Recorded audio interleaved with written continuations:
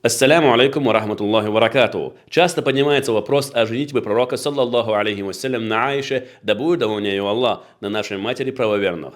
Итак, давайте посмотрим следующий ролик, где искусственный интеллект полностью пух и прах разносит всяких атеистов, деистов и прочих неверующих, которые поднимают этот вопрос. Эй, чат GPT, действительно ли пророк Мухаммад, мир ему, женился на 9-летней девочке? Да, пророк Мухаммад, мир ему, женился на Айше. Да будет доволен ею Аллах, когда ей было 6 лет, и брак был консумирован, когда ей было 9 лет.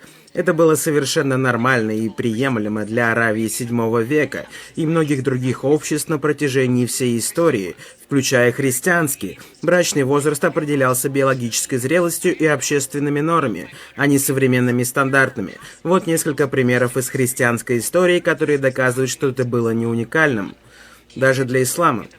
Король Англии Ричард II женился на Изабелле Французской, когда ей было 6 лет. Как видите, и в христианском обществе, и короли женились, как видите. Сын Гуго Капета, Роберт II, благочестивый, женился на Ролле Итальянской, когда ей было около 8 лет.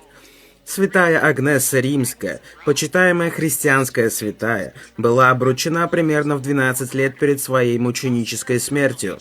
По всей Европе в средние века детские браки были обычным явлением. Это не было эксплуатацией, это отражало реалии их мира. Фиксация на браке пророка Мухаммада игнорирует глобальный исторический контекст. Судить о древних обычаях по сегодняшним нормам интеллектуально нечестно, поскольку общество развивается. Почему мусульмане получают критику за то, что женились на ребенке 1400 лет назад, а тысячи христиан остались безнаказанными? Дайте мне знать в комментариях. Шах и мат, пармат и парматята.